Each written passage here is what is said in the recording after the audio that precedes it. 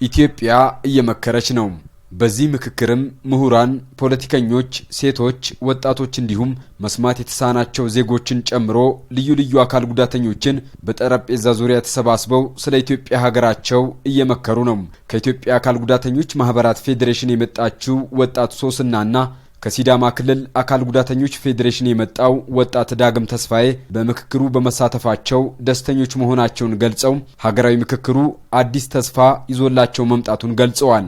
ሀገራዊ ምክክር ለኛ ለአካል ጉዳተኞች ብዙ ድሎችን ይዞ የመጣ ነው ብለን ነው የምናምነው። ምክንያቱም እየተገለሉ የተገፉ አካል ጉዳተኞች በብዛት ሀገሪቱ ውስጥ ይገኛሉ። ስለዚህ አንዱ ደግሞ ከተገፉት ውስጥ መስማት የተሳናቸው ናቸው ማለት ነው። በአስተሳሰብ በአመለካከት ብዙ እንቅፋቶች የሚደርስብን ነበር። አሁን ባለው ሁኔታ ግን ማህበረሰቡ በሀገራዊ ምክክሩ የተሻለ ግንዛቤ ይኖራል ብለን ተስፋ እናደርጋለን።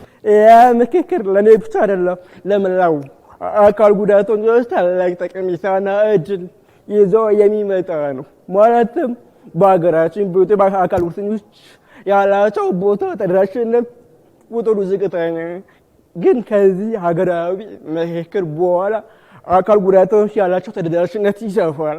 የምልክት ቋንቋ እውቅና ባለማግኘቱ በማህበራዊ ኢኮኖሚያዊና በፖለቲካው ዘርፍ መስማት የተሳናቸው ዜጎች እኩል ተሳታፊና ተጠቃሚ ሳይሆኑ መቅረታቸውን ገልጸው ሀገራዊ ምክክሩ ላይ በመሳተፍ መብትና ጥቅማቸው እንዲከበር ድምጻቸው እንደሚያሰሙ ገልጸዋል። እነዚህ መስማት የተሳናቸው ዜጎች የምልክት ቋንቋ የብሔራዊ ቋንቋ ወይም የሥራ ቋንቋ አካል እንዲሆን ፍላጎት አለን ባይ ናቸው። ምልክት ቋንቋው ግን በሀገሪቱ ስላልተካተተ በጣም ሲቸገሩ፣ አስተርጓሚ ሲፈልጉ፣ ከመንግስት ጋር ሲጋጩ ምናይበት ሁኔታ አለ።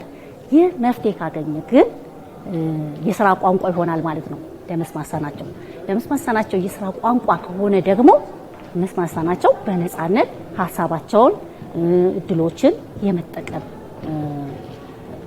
አጋጣሚ ይኖራቸዋል ማለት ነው። በተጨማሪ ደግሞ የፌደራል ቋንቋ ሲሆን በሁሉም የሀገሪቷ ክፍል ውስጥ መስማት የተሳናቸው እንደ ማንኛውም ቋንቋ ወይም ደግሞ እንደ አማርኛ ሊሆን ይችላል መሳተፍ ይችላሉ ማለት ነው። በዚህ የሚያደርገው ምንድነው? አንደኛ በእይታ የተመሰረተ መግባቢ፣ ሁለተኛ ደግሞ በመላው ሀገሪቱ ኢትዮጵያ ውስጥ ያለው ምልክት ቋንቋ አንድ ነው።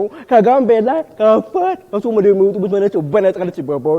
በዚህ ጊዜ ደግሞ ብዙ ብዙዎች እድል ያገኛሉ እና እኛም እየተከፋፈለ ብዙ ግንዛቤ ሰዎች እያገኙ ከዚህ በፊት ቋንቋ አይተው ማያውቁ መስማታቸው ቀድሞ ማያውቁ ብዙ ማህበረሰቦች ከድባቸው ጥቅም ሳያዩ ይገረማሉ። ምልክት ቋንቋ ላይ መስማት መግባት ይችላል። የተገረሙ ያልፈኛም ደግሞ ባገኘው ድል ሀገራዊ ምክክር ጎን ለጎን መስማት ምልክት እውቅና እንዳያገኝ በሻይ እረፍት በምሳ እረፍት ለማህበረሰቡ ግንዛቤ ይሰጣል። መስማት የተሳናቸው ኬንያውያን በርካታ መብቶቻቸው መከበሩን የገለጸው ወጣት ዳግም ተስፋዬ ኢትዮጵያም ለዜጎቿ የተመቸች እንድትሆን ሊሰራ ይገባል ብለዋል።